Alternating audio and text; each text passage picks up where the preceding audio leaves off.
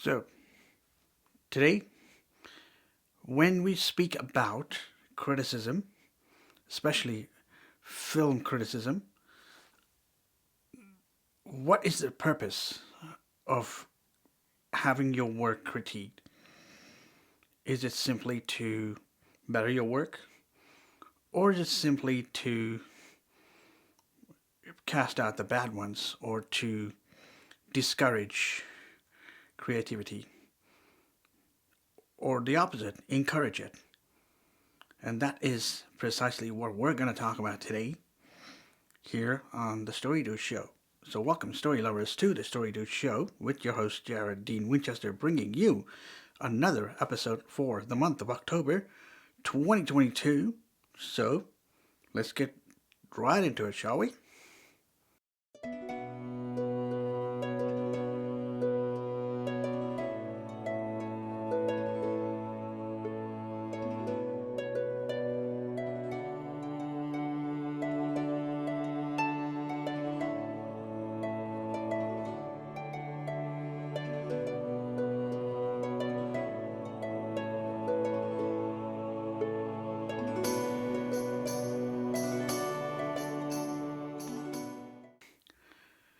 What is the real purpose of criticism? Specifically, film criticism. If you were to ask me, based on what I've observed so far about critics, and based on my analysis of their criticism of a movie or a TV show, tells me that not only that there is no quality in their work, but I'm finding that because of there being no quality in their work and the fact that they're nonchalantly spouting or spitting words out there that make them seem smart, but they're really not. All they're doing is simply making a fool of themselves. Now, I'm not here to belittle anybody. All I'm here is to call out the bad criticism for what it is, which I also do in my podcast. And if you want to check it out, it's Saturdays with the Story Dude. Check that out. And you may think I'm complaining, but I'm not. This is my objective opinion about film critics and TV critics. In my opinion, when it comes to film or TV criticism, especially when it comes to writers, screenwriters, or teleplay writers, or whatever you want to call them, when it comes to writing a TV show or a film, the biggest takeaway from having your work criticized or having your work critiqued is to improve the quality of your work, improve the quality of the creative practitioner's work. Now, what I mean by creative practitioner is anyone who is a screenwriter or a filmmaker in this context. You see, when you have the chance to improve your work, you also have the chance to have more people applaud your work and more people, you know, watch your work, more people making it successful. You have the chance to make your work successful, not just with the audience, but also with the industry. Here's the problem: taking the easy way out. And that is what the industry currently is plagued with. Because if you have a look at all the mainstream movies, with a few exceptions of course, you will find some recycled concepts, and you will also find elements in there that are just forced in there. But when film critics or television critics use words like unrealistic or not believable, that says a lot about them. It means they are not willing to suspend their disbelief when they use words like unrealistic. What that means is they really want to associate what happens in a movie with reality. Does not happen that way, because when you make or write a movie or a TV show, you are operating on the premise that is being asked in the movie or a TV show. For example, we know that superheroes are not real in this reality. We also know that certain things do not happen magically. We have to make them happen. Like, for example, we cannot, if we wanted to, have the power to heal anybody if we wanted to. That is left up to science and medicine. Now, that is a whole new discussion. I'm not going to go into that further. But the fact of the matter is, when it comes to film and TV criticism, using the word unrealistic or unbelievable or not believable means your suspension of disbelief is absent. You are not willing to suspend your disbelief, and therein lies the problem with the quality of your criticism, or the quality of a critic that is criticizing your work. This is where you have the absolute power and the right to thank the reader or the critic for their criticism, and to know where to go next. That's the point. You have to know where to go, is what I'm saying. From that point on, you cannot simply, using blind faith, trust that critic, because that means you are giving away your power. You are saying, here, I'm no longer creative, I'm no good, please criticize my work and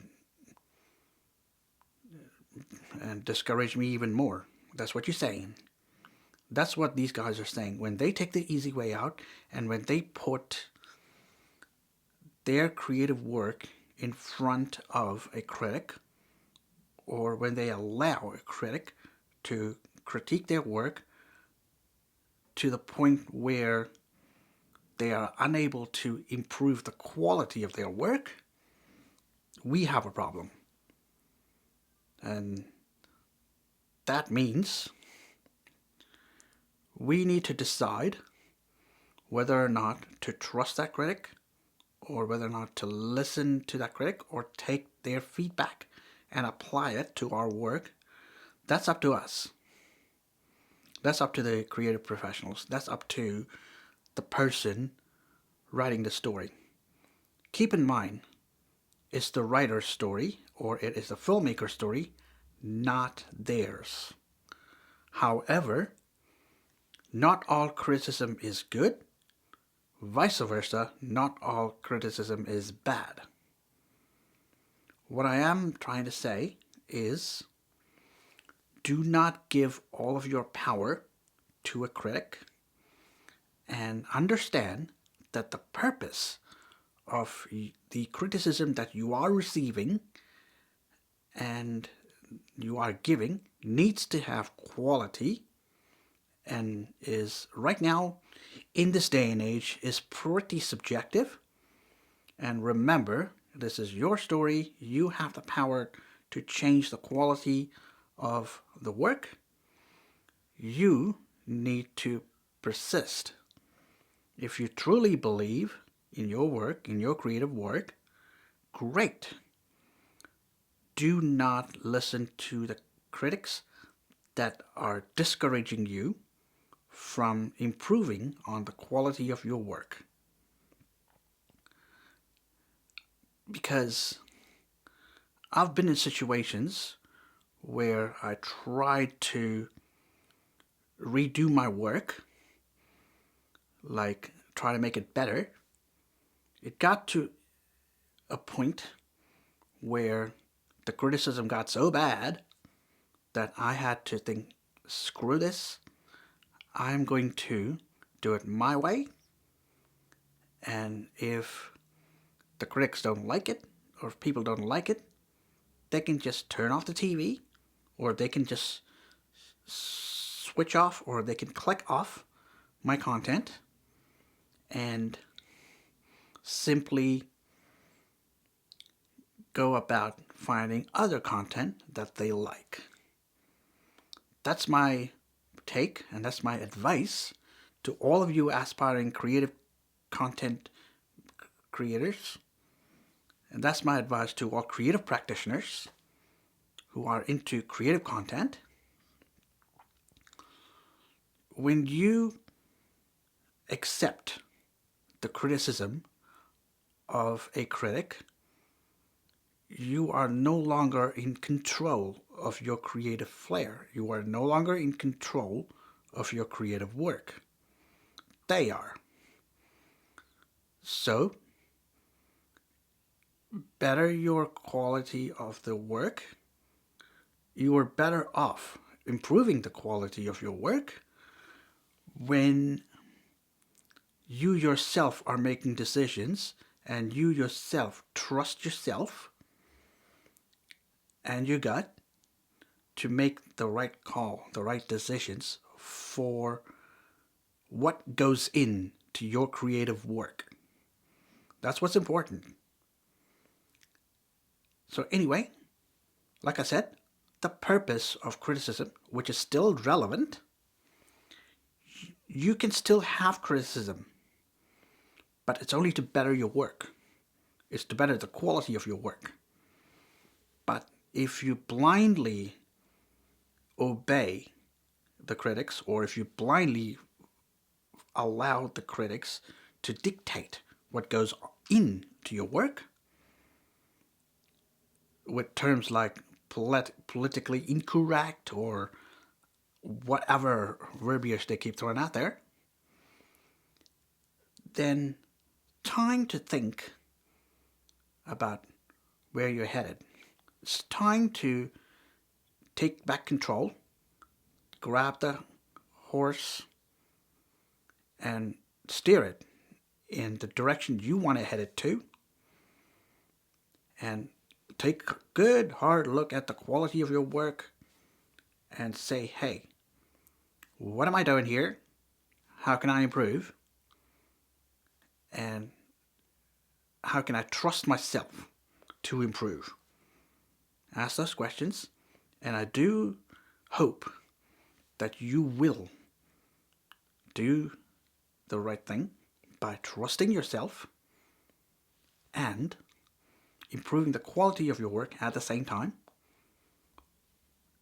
But choose your critic very carefully because of the quality issues with the critic. Focus on the quality issues of your work, but given the quality issues of the critics today, I would trust myself more. So, again,